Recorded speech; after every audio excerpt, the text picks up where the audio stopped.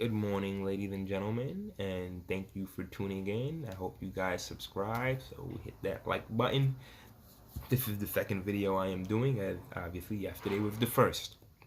Now, yesterday I didn't give anybody any social media information on me.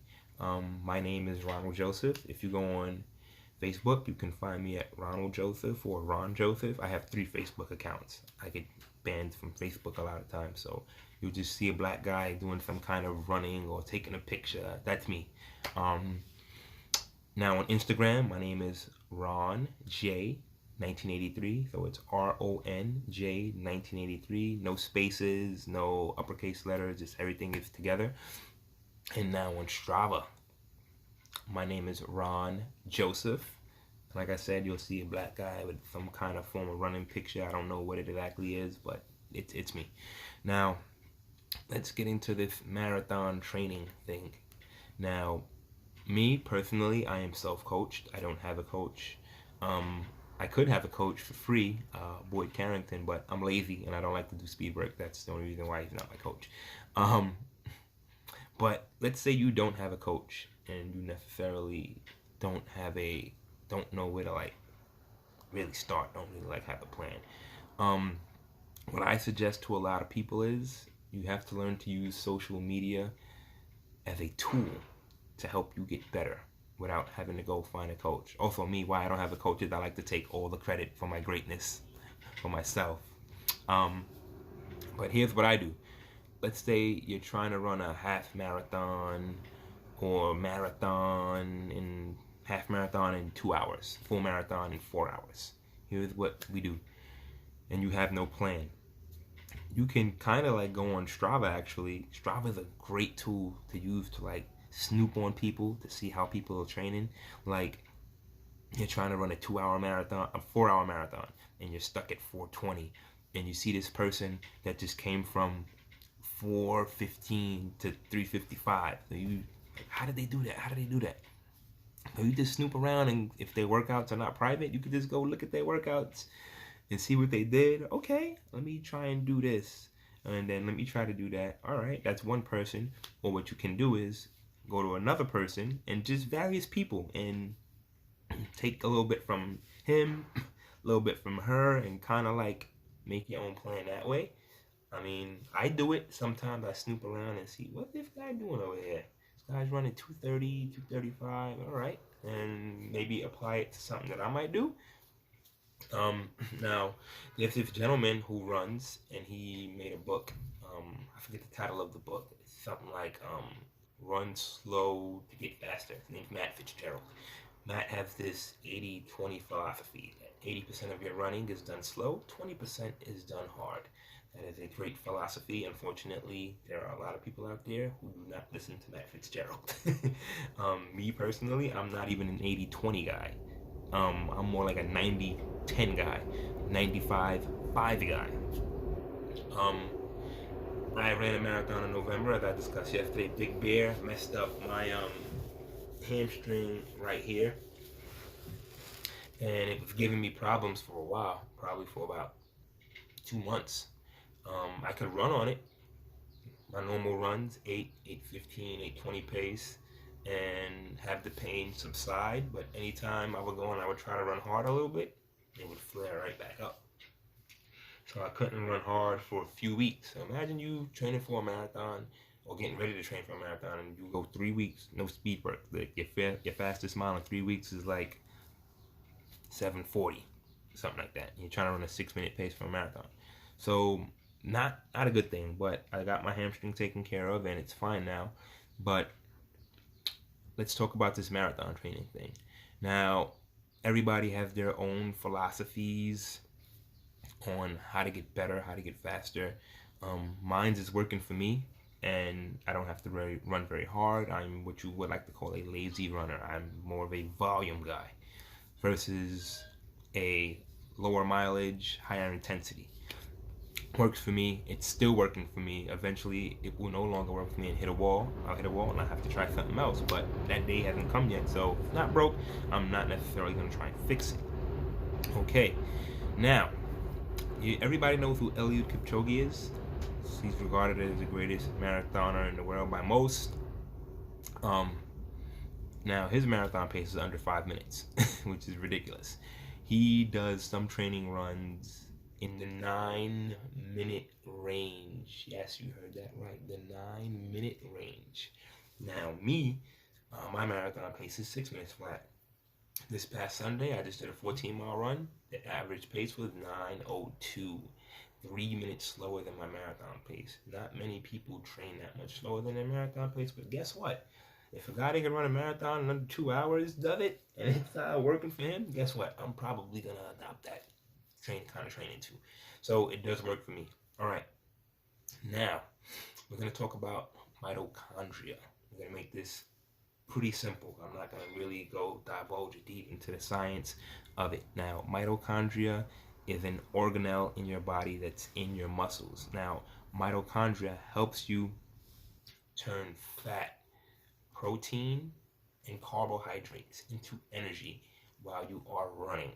So obviously, the more mitochondria you do have, the greater the density of your mitochondria, the better your body can process fat, carbs, and protein for energy. All right. More mitochondria you have, more density they have, will allow you to run faster, longer. All right. So now, how do we get more mitochondria, right? How do we get them more dense? Here is how we do this. You have two energy systems in your body. You have an aerobic energy system. Now, aerobic means you can do an exercise as running. We're going to use, because since they're running, you can do an exercise for a very long period of time at a certain pace, because your body can get in enough oxygen to do the exercise, your muscles. Now, anaerobic is more of like a sprinting kind of thing, a much faster pace, way faster. Your body can't take in enough oxygen, your muscles can't get in enough oxygen to them, and they can't keep up that pace for a very long time. Now, if you do a lot of aerobic training for running, you will greatly increase your mitochondria cell count, as well as the density of them. Now that we've discussed how you get more mitochondria and how you get them more dense, you usually peak at your height of your mitochondria density and organelle count. That's usually within about 8 to 12 weeks of marathon training. Coincidentally, me, I train for a marathon about 9 to 11 weeks. So I'm like right in that window of intensity of my mitochondria cell count, organelle count. So it works very well for me. It has worked well in the past. Sometimes it doesn't work out so well, but that's still on my own negligence, because I do a lot of stupid things while I'm running. I'm still learning about this whole marathon thing. I do not have it mastered yet, but I am getting a lot better. If you do run a lot of faster paced runs, speed workouts, 2Ks, 1Ks, 3x2 miles, that stuff does work. You do need to, who's the guy that does a little sprinkle? You need to sprinkle a little bit of speed work into your workout. Lactate threshold kind of stuff. That will help you recruit more mitochondria as well and increase their density. But the main way to do this is with volume. The more you run, the longer you run, you'll be able to increase your mitochondria organelle count as well as its density. It's not very hard to do at all. Now, you have to figure out yourself what is deemed easy for you running. Now, easy for me, what I do is I just go by how I'm breathing. Many people use like heart rate training and stuff, but this thing isn't very accurate. This Garmin thing, I don't have like the chest thingy. So sometimes this is right, and then sometimes it's way off. Like I ran a marathon and it's 2:39, and it says my heart rate was like 120, which is like a brisk walk. I'm like, yeah, that's totally wrong, because I was huffing and puffing. So what I do is I just go by the way I'm breathing. If I'm running, I can breathe nice and easy, and I can talk to people. All right, that's easy for me. As soon as I gotta start, yeah, tonight we're gonna have steak, and too fast, slow down. I don't need to watch the pace to tell me that I'm moving too fast. My body is letting me know that I'm actually having to do some kind of work here. So on a scale of 1 to 10, I try to keep my running at like a 5 most of the time. 90% of the time, I try to stay at like a 5. Don't really try to exert too much energy. I'm trying to increase my aerobic capacity in my body so I can get more mitochondria. Mitochondria, that is the word, guys. That is the word. That is what will make you freaking great. I used to, before I started training slow like this, like turtle as I call it, I used to run about 65 miles a week all the time for marathon training. And a lot of my runs would be indoors on the treadmill, 6-minute pace to like a 7-minute pace. Excuse me, guys. So I would do like a lot of 10-mile runs at like a 6:20 pace, blistering, flying, which is way faster than marathon pace. But I wasn't getting the time on my feet. I wasn't getting the great volume, the training volume, even though 65 miles, 60 miles is pretty good. For what I was trying to do, I needed a little bit more volume, and I needed to run slower to recruit more mitochondria. Wasn't doing that. Get to mile 18 in the marathon, dead. Mile 21, dead. So I'm like, square peg, round hole, it's not working. Have a friend of mine on Facebook, James Murray, the older gentleman in his 50s, and he told me to slow down. So the beginning of 2016, I decided to chuck my whole training out the window. I decided to start running really slow, and been reaping the benefits of it ever since. I have no plans on changing my 90 to 95/10/5 philosophy, as I'm still getting better. I'm getting older, but I am getting better. So until I hit that wall, that's when I'll decide to switch things up. All right, now that we are done with that, we are going to teach. Well, we're not going to teach. We are going to teach. We're going to teach our bodies how to get comfortable with being uncomfortable. Now, here is how we do this. Your body has about 2 hours of stored glycogen in it, which is great. Now, if you're running a marathon, 3 hours, 3:30, 4 hours, eventually you are going to run out of stored glycogen, and that is not good. Do you know why that's not good? Because then your body is going to have to start to switch from using carbs as fuel to fat. And guess what a lot of people don't know how to do? Their bodies don't know how to do. Use fat for fuel efficiently. And that's when we go from running like this to boop. We hit that wall in a race. When you hit the wall, that's your body going from carbs to trying to use fat, and it cannot burn fat for fuel as efficiently as it does carbs because your body's not used to burning fat for fuel. We're always taught we need carbs. You gotta carb up the night before, blah, blah, blah, blah. But you don't need carbs. That's a myth. Your body has an infinite amount of fat in it. Fat has more energy in it than carbs. A gram of fat, 9 calories. A gram of carbs, 4 calories. We have an infinite amount of fat here. You can run better off of fat than you can off of carbs. Now, I'm not saying don't eat carbs. I'm not saying go be keto. You'll be fat adapted and I'm not saying do that. It's not what you have to do.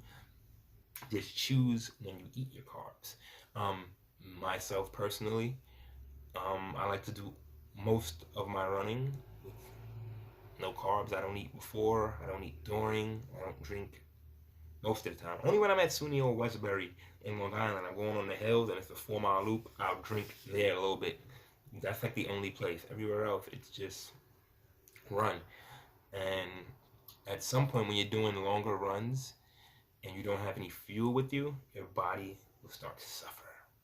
Now, you may be able to continue to hold the pace that you're holding for your long run because it's an easier run, but you're going to have to work harder to hold that pace. And your quad might get tight. Your calf muscle might start to hurt a little bit. I'm not saying like strain, but you could feel that your legs are getting heavy and they're getting tired. And that's something that you have to learn to battle through. If you don't want to battle through it at the same pace, just slow down and learn to suffer. Have to learn to suffer, because if you do every training run, especially your long runs, and you got all your gels and your Cliff Blocks and you got bottle stash every run, and every run goes great, when you get to run your goal race, marathon, and something happens in your body, something goes wrong. Calf muscle starts to bother you a little bit. Your shoulder, starting to get a little bit of a migraine. You're not having your perfect day.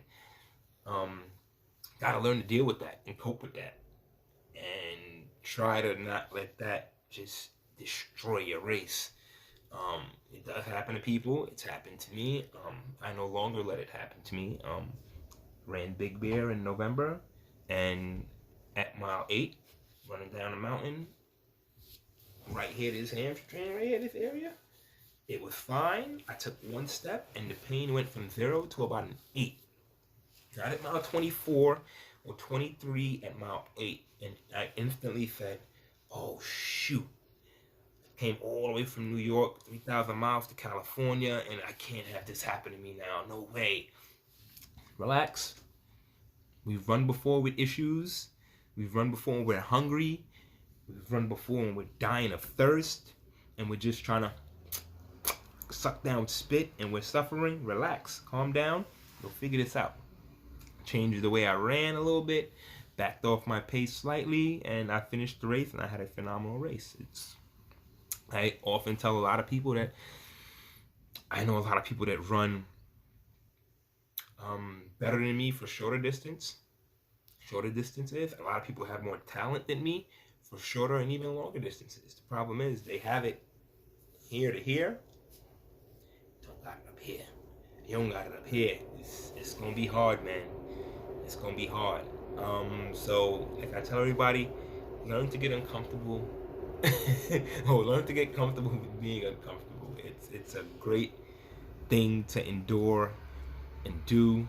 I paced the New Jersey Marathon at 2 hours and 55 minutes last year, 2 weeks after Boston, and it was on a Sunday morning, 8 a.m. I woke up that Sunday morning about 1 a.m., had a small bowl of pasta, a little marinara sauce, and I had a glass of wine, and went back to bed. Probably woke up at like 5:30, started to drive out to the New Jersey Marathon. A lot of traffic at the site of the marathon, so I got to the start line with like 3 to 5 minutes to go, literally on the line. Got my pacing stick, and when I woke up in the morning to take off, I didn't eat anything, didn't drink anything, no gels, nothing. So now I'm on the start line with nothing in my system since 1 a.m. at bowl of pasta with the marinara sauce and the wine. Got to the start line, it was overcast. It was like 50 degrees, and I said to myself, you know what, I feel great. I want to see just how far I can push my body. I'm going to run this whole marathon pacing without drinking, without eating, no gels, the whole way. Nothing. And for the most part, my body held up to about mile 22, 21, and then my body said, this was a very bad idea. And then after running like a 6:37, 6:38 pace the whole way, I had to really, really work hard, because now my body was uncomfortable. But luckily for me, I'm used to being comfortable with being uncomfortable. So I made it all the way, 2:54:47, I think. Got to end the race, Gatorade, and I was fine. So the whole using fat for energy, for fuel, it works. It does. It just takes time to get used to. That's going to be all for the video today, guys. Thank you once again. If you did like the video, give me a like, subscribe, and I'll probably have another video coming tomorrow. Peace.